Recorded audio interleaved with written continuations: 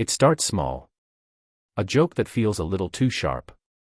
A text left on read for days. A decision made without consulting you. You feel it first in your gut, a cold, sinking weight, but you swallow it. You smile. You tell yourself that you are taking the high road. You convince yourself that it doesn't matter. But it does.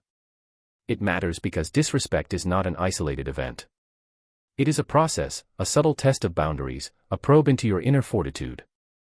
Every time you stay silent, every time you laugh it off, you are not being nice.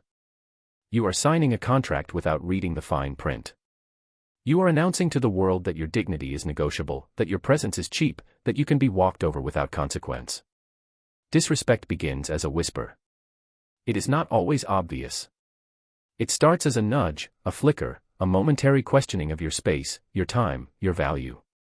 It is a slow erosion, measured in small betrayals, the dismissive tone, the slight delay in response, the interruption in conversation. It is insidious because it preys on your willingness to avoid confrontation, your conditioned fear of appearing difficult. But here is the truth that history has always whispered: the moment you are seen as weak, the moment you are deemed malleable, you are already conquered. Every influential leader, every strategist, every ruler understood this. Power does not reward hesitation, it exploits it. If you are tired of being the one who gives more than they receive, tired of fading into the background, invisible in rooms filled with people who thrive on your compliance, listen closely. You are about to undergo a transformation. We are going to perform a surgical operation on your personality. We are going to eliminate the part of you that desperately seeks approval, that pleads for validation.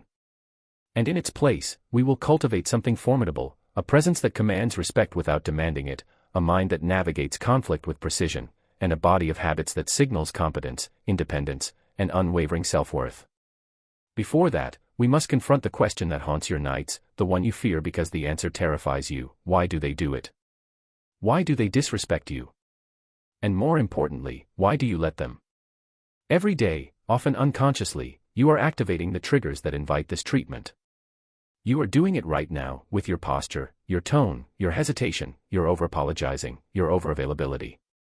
Until you find that trigger and neutralize it, disrespect will continue to thrive around you like a predator circling its prey. Human beings are constantly evaluating hierarchy, scanning for vulnerabilities. Every interaction, no matter how mundane, a first date, a job meeting, a conversation with an old acquaintance, is a test. They are measuring the edges of your territory, probing for weakness. They lean on the fence. They make a subtle joke at your expense. They arrive late without notice. They interrupt, they dominate the conversation. They are waiting for a signal. If the fence holds, if you respond with a look, a word, a boundary, they retreat. They classify you as someone to respect. If the fence leans, if you apologize, excuse, or laugh nervously, you have just opened the gate, handed them permission to invade, and taught them that your dignity has a price. Every human interaction contains two vectors, love and fear. But in the modern hierarchy, fear is rarely about physical threat, it is about access, influence, and control.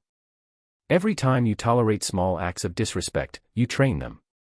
You instruct them that your time is cheap, your feelings are irrelevant, your boundaries are optional. Reflect on the last time someone spoke over you. Did you stop? Did you apologize? Did you shrink into silence? In that moment, you surrendered. You signaled submission. And the gut-wrenching realization, the betrayal you feel, that sinking heaviness, is not mere embarrassment. It is the soul recoiling from the violation of its own standards. Disrespect thrives in the tension between your dignity and your fear. You fear confrontation, fear judgment, fear rejection. So you choose the slow poison of tolerated indignity over the sharp sting of direct defense. But avoidance is the currency of the weak. When you evade confrontation, you defer war to a later date, one that you will fight alone. Conflict is inevitable. Your refusal to act today guarantees a more brutal battle tomorrow. To survive, you must recalibrate. You must convert fear into calculated action, hesitation into strategic positioning. You must learn the art of power, the science of presence, the standard advice: express your feelings, use I statements, communicate, is feeble in the face of manipulation. When dealing with someone who disrespects you, you are navigating a power dynamic, not counseling a friend. Explaining your feelings is like drawing a target on your back. It exposes vulnerability, invites further exploitation. You do not explain. You do not negotiate. You become the void. You become the silence that is both unsettling and irresistible. Imagine a ball thrown against a wall. It returns. You are engaged. You react. Now imagine a ball thrown into a black abyss. Nothing returns. No echo, no resistance. You step back, unsettled, uncertain. This is the principle of non-reaction. When insulted, when provoked, when challenged, the expected responses are anger, retreat, or apology. When you offer neither, you break the script. You watch. You observe. You let the silence stretch until it becomes uncomfortable, not for you, but for them.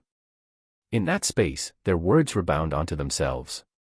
The immature, the insecure, the fragile, these are revealed in the discomfort of their own aggression. They begin to fidget, to justify, to backpedal.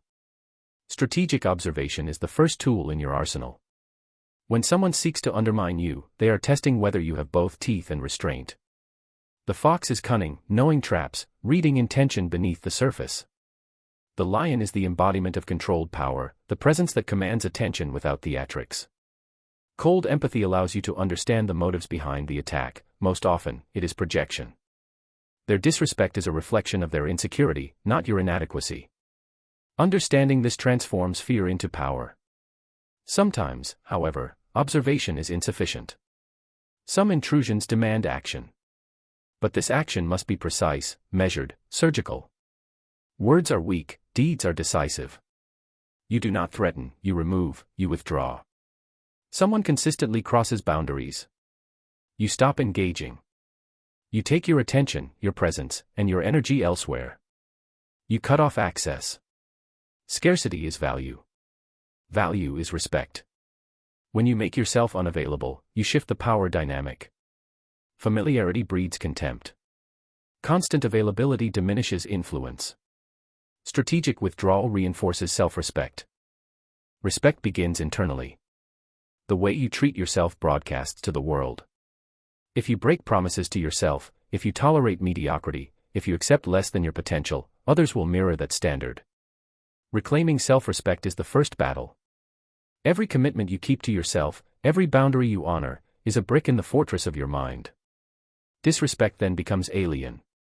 It is no longer familiar, it is a violation. Your existence is the boundary. You do not need to explain, negotiate, or justify. People sense strength. They respond to it instinctively. Integration of the shadow, the acknowledgement of your capacity for aggression, dominance, and self-interest, is critical. Harmlessness is not virtue, it is weakness. True virtue lies in the controlled application of power. You must recognize the monster within, the capacity for destruction, and consciously choose restraint. This choice, voluntary and disciplined, breeds confidence. Those who can harm but choose civility radiate authority. They need not brandish weapons, their presence alone commands respect. In the modern world, the metaphorical sword is competence, clarity, and the refusal to be manipulated. The costs of tolerance are steep. Sleep lost to anxiety, money lost by failure to assert, relationships corroded by overaccommodation, dignity eroded by endless compromise. Disrespect is a thief, stealing future, self-esteem, and vitality. Every swallowed insult becomes a seed of resentment, which hardens into bitterness, depression, or even physical manifestation of stress. The expense is your life energy, a currency you cannot reclaim. Every act of passive surrender reinforces the narrative that you are negotiable. The path to sovereignty begins with refusal to be moved, refusal to be manipulated, refusal to internalize others' chaos. You must treat every minor conflict as a training ground for your nervous system. Each confrontation handled with poise rewires your instincts. Fear diminishes. Pride grows, not the egoistic pride of arrogance, but the quiet, commanding pride of someone anchored in self-possession. The mind becomes the citadel. The body becomes a temple. The presence becomes a force field. The outlier, the one who has mastered these principles, sees the world structurally, not personally. Insults, passive aggression, and projection are data points, not judgments. People are sophisticated machines running outdated software, reacting to trauma, bias, and conditioning. Your freedom emerges from recognizing that the chaos of others is not a measure of your value. You observe, you learn, you adapt, and you respond only when necessary. Practical mastery demands exercise in real-world scenarios. Walk into a space, the office, the social circle, the family gathering. Someone makes a comment. The instinct might be to laugh nervously, to explain, to justify. Instead, pause. Hold eye contact. Measure 3 seconds of silence. Respond with controlled curiosity, asking questions that illuminate their intention. You transform covert attacks into overt clarity. They scramble, exposed, and you remain anchored. Each encounter strengthens the neural pathways of self-possession. Shadow integration is essential. You must accept the dark capacities within yourself, the selfishness, the rage, the potential for harm, and harness them voluntarily. This is not indulgence, it is preparation. When you embody potential power without misuse, you radiate the strength that preempts attacks. People sense unchallengeable authority. They test, and they retreat. They attempt to manipulate, and they fail. This is mastery of the duality, lion and fox, aggression and restraint, presence and observation. To be untouchable, you must internalize scarcity, self-respect, and strategic withdrawal. You cannot negotiate with those who hold your self-worth hostage. Your absence is the consequence. Your life becomes the measure of boundaries. You cultivate a universe independent of approval, a mission, a purpose, a self-contained gravity. Those who attempt to erode your space encounter resistance not because you are confrontational, but because you are immovable, self-possessed, and consequential. Ultimately, the highest form of respect is internal. It is not granted by others, it is radiated through posture, presence, and consistent self-affirming action. You do not require apologies or validation. You do not depend on the world to respect you.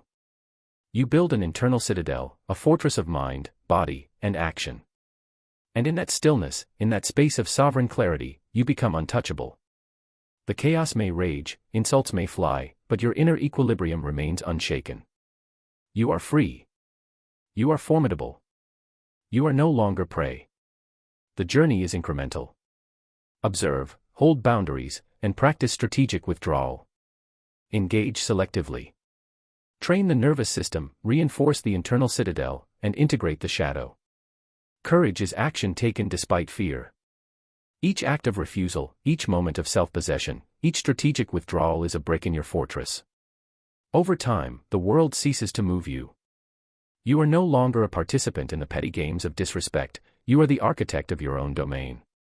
The weak adjust to the world. The strong shape it. You become the weather. The standard of presence. The embodiment of authority without demand. The mission for the next 7 days is simple but powerful. Notice every intrusion, every micro-disrespect, every urge to apologize unnecessarily. Pick one small battle and hold your ground. Observe reactions, measure the shift in energy, and internalize the rising tide of power returning to you. You have the map, the tools, and the strategy. Now you must summon the will. This is not a one-time fix, it is a lifelong cultivation of sovereignty, presence, and command. Each moment you enforce boundaries is a step toward mastery, each act of strategic restraint a claim to your throne. Respect is no longer external. It is internal, radiated, undeniable. The weak will continue to test, to insult, to provoke. You will no longer respond predictably. You will respond deliberately. The chaos will swirl, the storms will rage, but you will remain at the eye, still, anchored, sovereign. Every insult becomes data, every challenge a lesson, every test a confirmation of your power. You do not demand, you embody. You do not shout, you exist. You are the lion, the fox, the sovereign observer, and the master of your domain. This is freedom. This is power. This is the path to untouchable respect.